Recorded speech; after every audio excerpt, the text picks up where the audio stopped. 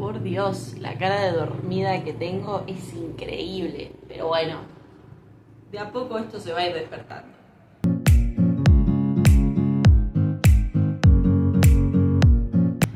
Hoy tenía ganas de hablar un poco porque, a ver, se termina el año, ya empezó el verano acá en Argentina. Para los que somos de Argentina ya empezó el verano, empezó ayer, 21 de diciembre. Y eso conlleva a que empiecen los días de calor, que empiecen los días de pileta, que en enero del año que viene por ahí te vayas de vacaciones, vayas a la playa. Y eso trae consigo mostrarse, ¿no? Trae consigo ver cuerpos, digamos, y muchos les genera cierta inseguridad pensar siquiera en ir a la playa o estar en la pileta en malla. Y hablo muchos y voy a hablar de este tema tanto para hombres como para mujeres, no solo para mujeres. Vivimos un poco en una cultura en el que el cuerpo perfecto tiene que ser el que es 90, 60, 90, no tenés una arruga, no tenés un gramo de celulitis, tus piernas son súper megamente flaquitas. ¿Vieron? Crecimos, por lo menos las personas que nacimos en los 90, en los 80, un poco en esa época. Yo soy del 90, soy del 98 en realidad, pero bueno, soy de la época del 90. Crecimos viendo ese tipo de cuerpo como el ideal. Yo me acuerdo que cuando era chica, a mí siempre me gustó todo lo que es el modelaje, todo lo que es la moda. Y siempre veía un programa en televisión que se llamaba Project Runway. Y me acuerdo que cuando iban las modelos eran todas flaquitas, pero chicos, flacas a niveles extremadamente flacas. Y donde había alguna que tenía un poquito de curva o un poquito más de pierna, automáticamente era catalogada como plus size. Y en redes sociales, cuando aparecieron las redes sociales, se empezó a ver un poco esto y se empezó a visibilizar más la idea de tener el cuerpo perfecto, de mostrarse siempre en algún tipo de posición que hace que se te marque más el abdomen o que se te vea más la cola. Y era como que todavía de hecho se sigue consumiendo un poco eso. Lo que pasa que ahora estamos un poco más calmados en torno a lo que es, no sé si calmados, pero estamos siendo un poco más conscientes de lo que es el cuerpo de una persona. Y yo me acuerdo que yo miraba eso cuando era chica y me miraba en el espejo y me traía 800 inseguridades. De hecho, yo empecé a quererme, digamos, y a aceptar mi cuerpo, o a empezar a aceptarlo recién a los 26 años. Se lo estoy diciendo, o sea, recién el año pasado, o el anterior, no. A los 25, 26 años más o menos yo empecé a decir, bueno, este es mi cuerpo, tengo que quererlo porque no es solo una parte estética, sino también me trae salud, me permite un montón de cosas. Pero por 25 o 26 años yo odiaba mi cuerpo y me comparaba todo el tiempo con los demás. Digámoslo así, un poco como que me peleaba enfrente al espejo con mi propia imagen y me echaba la culpa siempre todo el tiempo. Era tipo, comía algo y decía no, porque comí esto y ahora tengo que entrenar esta cantidad de horas, o si comí esto a la noche no tengo que comer, o tengo que comer menos. Era terrible, y hoy muchas veces sigue pasando, porque sigue estando la cultura de gordofobia. Por ahí es menor, pero sigue estando, y seguimos teniendo la cultura de los trastornos alimenticios en la sociedad, por supuesto. Y lo que me pasaba, voy a hablar un poco de mi caso, porque siento que puede visibilizar un problema. Lo que me pasaba es que yo veía la comida como un castigo. O sea, yo no comía para nutrirme o no comía para estar sana. Comía y me castigaba porque contaba las calorías. Me acuerdo que de hecho hoy día siguen existiendo un montón de aplicaciones de contador de calorías y yo tenía eso y siempre Yo mido más o menos unos 69, unos 70 más o menos. Digo así porque una vez me fui a medir y me dijeron que medía unos 70, o después fui a medirme y me dijeron que medía unos 69. Nunca entendí bien cuánto mido, pero estoy en esos parámetros. Y siempre quise pesar 60 kilos, 50 kilos, que es algo súper megamente anormal para una persona alta. O sea, no se puede pesar eso cuando sos tan alto, porque si no serías anoréxico. Y yo me acuerdo que contaba las calorías, me medía con el centímetro escondidas, una cosa de locos, pero bueno, yo lo veía como, yo sentía como que me tenía que castigar si yo comía algo de más, si yo, o hacía alguna comida que no iba, yo sentía que automáticamente tenía que castigarme. De hecho, recuerdo de pasar por un montón de nutricionistas que me decían, no, tenés que hacer esta dieta, o tenés que escribirme en un papel lo que comés, y yo iba a la siguiente sesión, y en la siguiente sesión me castigaban por si yo había comido un poquito más de carbohidratos o había comido algo de más. Era un horror, o sea, realmente era un horror.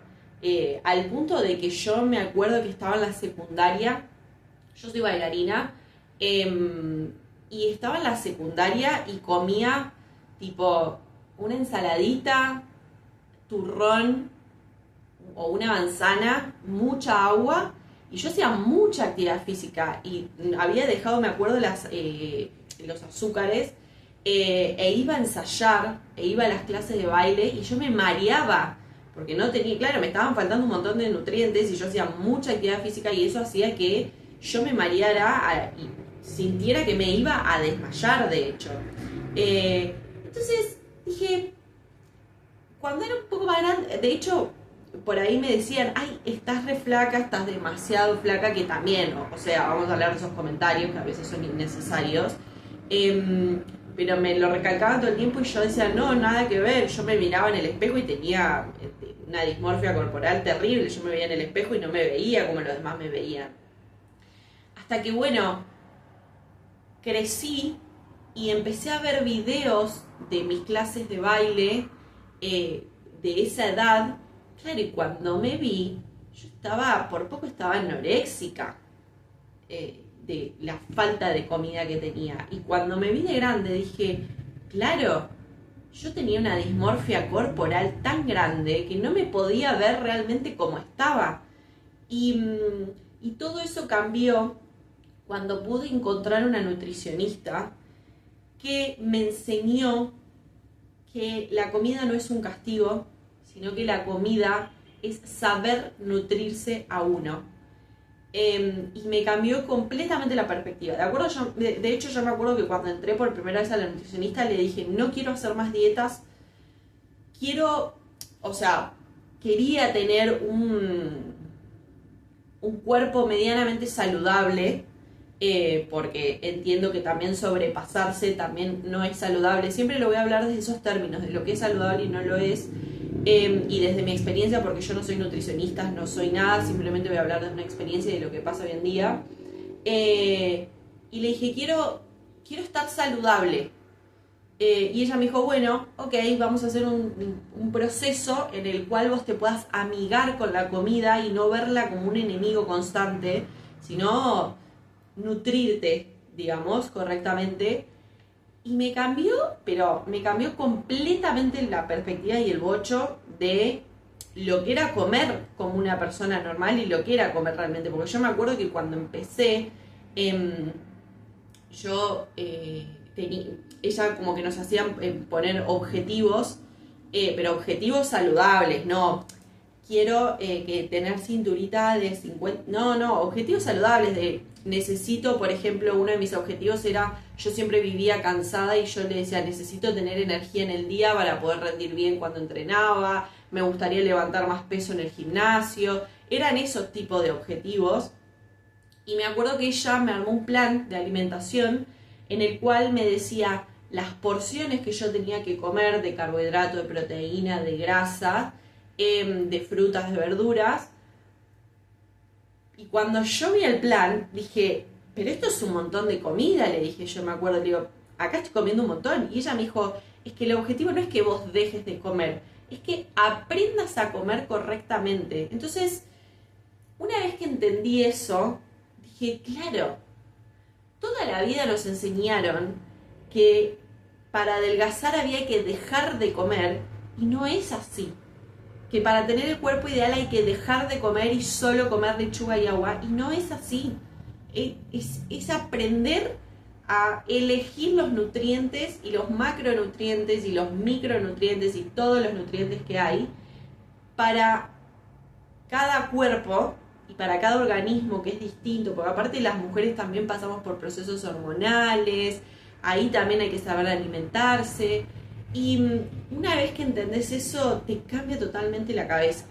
Y algo que me gustaría decir y que me gustaría traer a colación es que verse perfecta, que la perfección no existe, ¿sí? No existe. Y verse perfecta siempre tampoco existe. Podemos tener días en los cuales estemos un poco más hinchados por, no sé, por X razón. Podemos tener días en los que igual estemos más desinflamados por X razón. Tenemos días en los que obviamente que nos va a pasar y nos vamos a ver y no nos vamos a gustar, pero también tenemos que tener días en los que nos veamos y nos sintamos bien con nosotros, y esos tienen que ser los días que más predominen. Obviamente no es fácil, yo no estoy diciendo que sea fácil, pero lleva todo un proceso interno que, por ejemplo, ir a una buena nutricionista, que cuando vos entrenes, la persona que te está entrenando sepa de alguna manera cómo entrenar tu tipo de cuerpo, o si tenés lesiones, tenerle cuidado con esas lesiones. Ir a la psicóloga te ayuda un montón para poder entender de dónde viene ese mecanismo de percibirse o querer ser perfecto. Hay un montón de ayudas que a vos como a mí me ayudaron o nos pueden ayudar para dejar esas inseguridades de lado y poder empezar a vivir la vida.